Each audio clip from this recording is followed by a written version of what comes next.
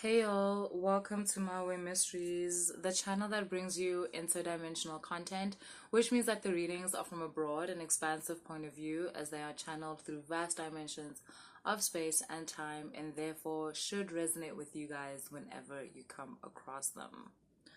So, I don't know, I want to do a starseed reading about the Hathors.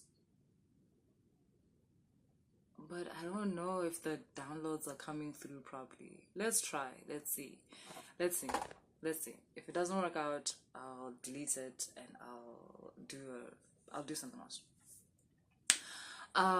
So the Hathors are all about love, guys. Love in every way. Self-love and other aspects of love, which include intimacy, sensuality, relationships, and yeah, with ourselves and also with others.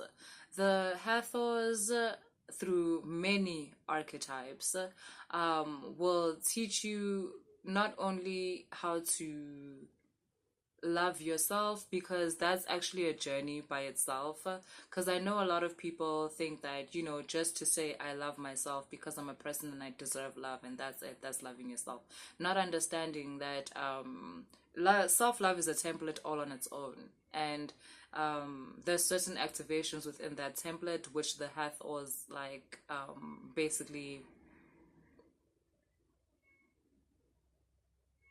help you bring them about. And through self-discovery, through self-awareness, which is not easy, where like you love yourself because of this. There's certain things that you've overcome. There's certain things that you've fought for and you've won, and there were times when it didn't look good, it didn't look like you were gonna make it, but you carried on. It's those kinds of love experiences that actually bring about self-love and self-respect for a person, even though I know we want to think that, oh no, naturally I just have self-love. But to be honest, when we look at the way in which a lot of people conduct their lives, then it becomes quite, visible that mm, do you because then you begin to see that because self-love also gives you a certain confidence, like a certain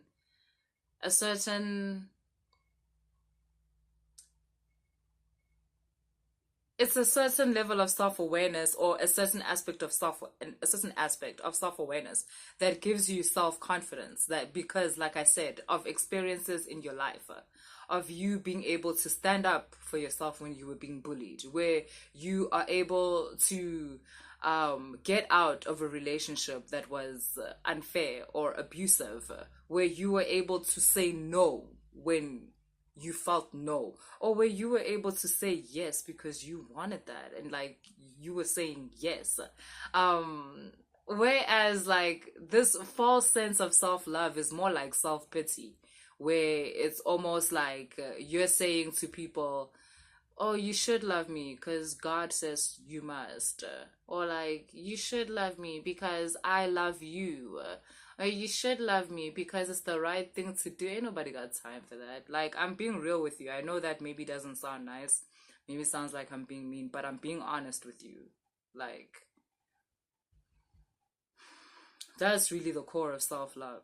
Self-love is not a charity that you do for yourself, and when you stop treating self-love as a charity that you do for yourself, you'll stop treating love as a whole as a charity that you do for other people. Then you will be able to love others as God loves them, but that doesn't mean they belong in your life. That doesn't mean that they should be close to you. It's okay to be yeah, I care about my, yeah, that doesn't mean they belong around you and your kids. That doesn't mean that they should be around you and your energy. It doesn't mean that. And when you develop proper self-love that is not charity, that is based on realness, then you're able to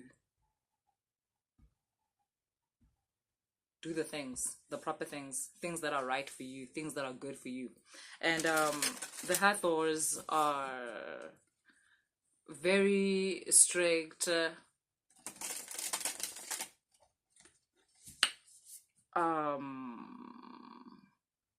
archetypes of the mothers that will help you do that.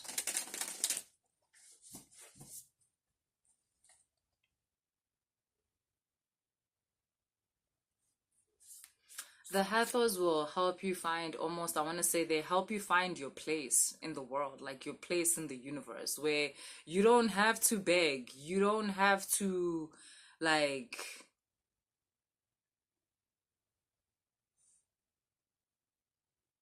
be going around hoping that someone else gives you a chance. Like, you learn how to give yourself a chance. You learn how to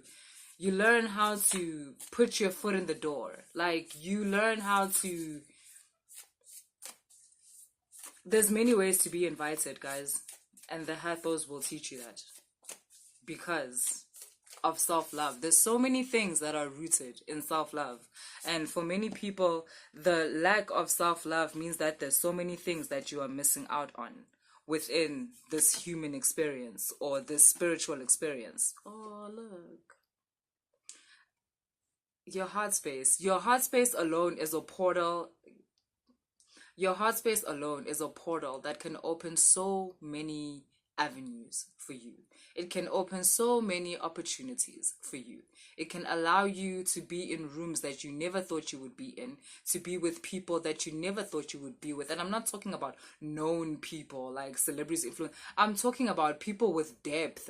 It doesn't have to be a name. Like, I'm not talking about names that are known. I'm talking about people that are not out to use people. People that are not out to see what they can get. People that are not just takers, but people that understand reciprocity, people that understand loyalty, people that understand mutual benefits. And a lot of those interactions, or your frequency reaching a stage where you're able to attract that, is through self-love, self-awareness, self-development.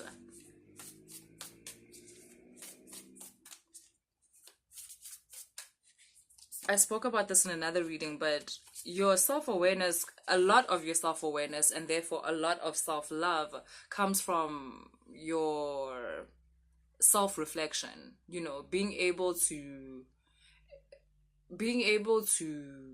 reflect on the situations or decisions that have happened in your life, being able to connect them to the situations of the ones that came before you, be it your parents and then being it their parents, and understanding how it came about that this thought pattern exists within your family, that this emotional pattern exists within your family.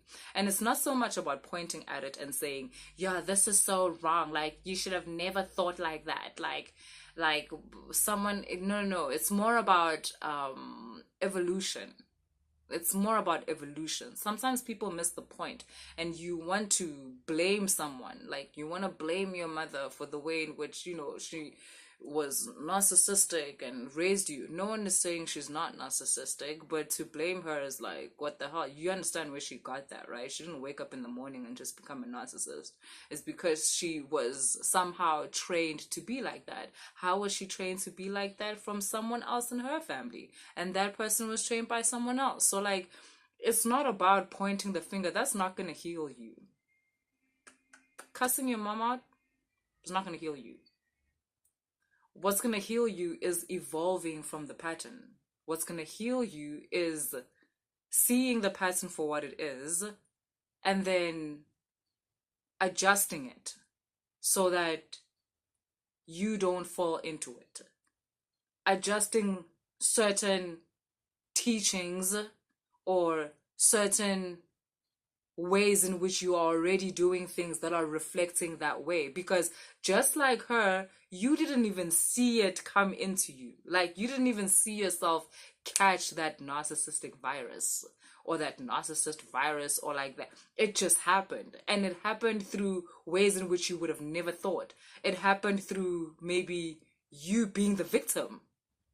But then as you grow older with these unprocessed emotions and these unresolved feelings, you become that. You become that thing that you hate so much, that thing that oppressed you.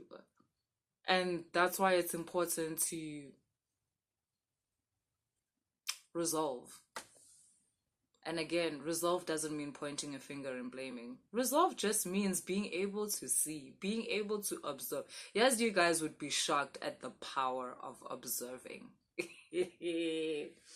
Honestly, you would be shocked at the power of just being able to see something and the power of accepting what it is that you see.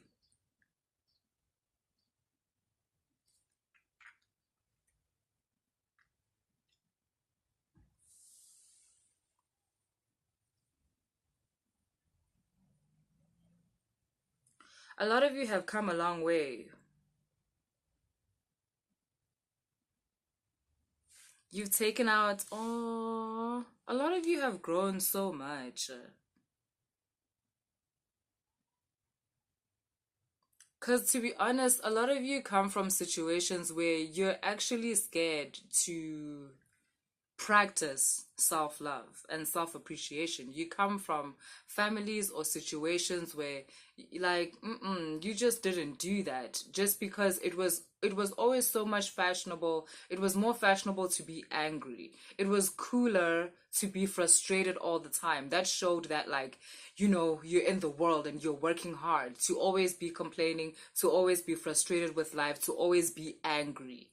That's how it was shown in your families ukuthi like, yeah, lo yaphila ke lo semhlabeni ke lo, like, this person is out here like doing the things. You can tell by how frustrated, you can tell by how stressed they are. Some of you come from families where having stress meant ukuthi you were a hard worker.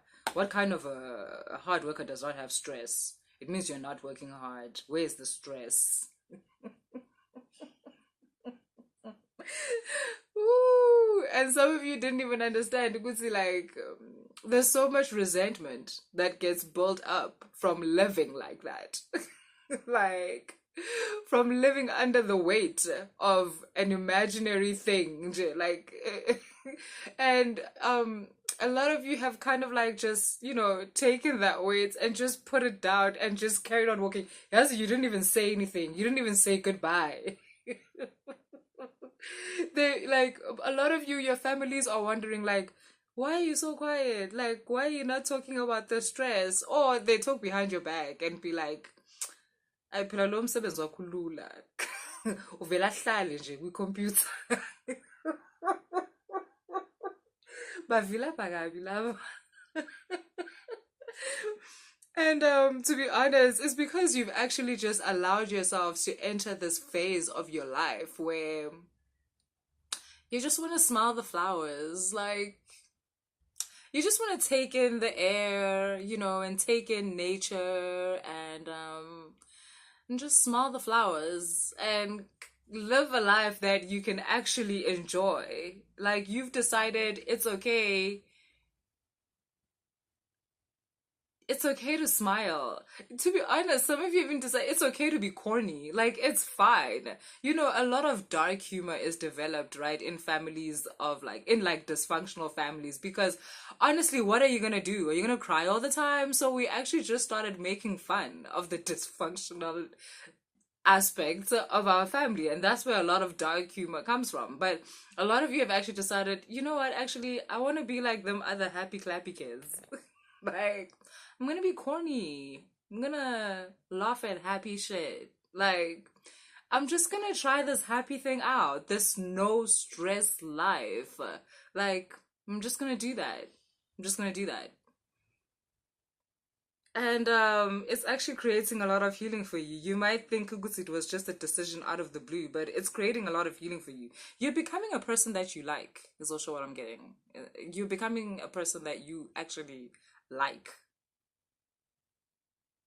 There's a lot of stress that you've released. There is a lot of stress that you have released from yourself through creating a version of yourself that you like. And like I said, that version of yourself was created through saying no when you don't want to do something, through saying yes when you literally want something, even though someone says that you shouldn't want it. Like, no, you mustn't show that you want it. Like, nah, fuck that. That's weird. You show it that you want it when you want it, because that makes sense. And this releasing of this fake avatar is doing the most for you. Like, it's releasing, it's connecting you to timelines that, to be honest, you never imagined. Where, yeah, some of you are actually meeting kind people, like people that are genuine, that you can connect with, that you can be in relationships with. Some of you are reaching higher, or like you're reaching more depth within your current relationships, within your marriages, where, I mean, finally, now it's starting to look like I really did marry my soulmate. Thank God. Because it's just that at first you didn't know enough about yourself and you were really just hoping for the best. But now you're starting to see, oh my God, I really did make the right decision. And obviously it's also opening other aspects of yourself where you're becoming more bold and more confident to be yourself and to be loved as yourself. People don't know how much confidence it takes to be loved the way you are. It's quite hectic. It's a lot. And you've opened a part of yourself that is able to receive that. And yeah, that's doing the most. Guys, that's what I have for you guys today. If you enjoyed the reading, please like, share, and subscribe. And if you want to book a personal reading, all the information is in the description box. Guys, have an amazing weekend. Enjoy yourselves. I appreciate you guys so much. I don't tell you guys enough. I appreciate you guys so much. You guys talk about in the comments, and I get these emails about how these readings have done the most for you guys. And I need to tell you, you guys interacting with this channel has done the most for me. Like, thank you. And I'll see you guys on Monday.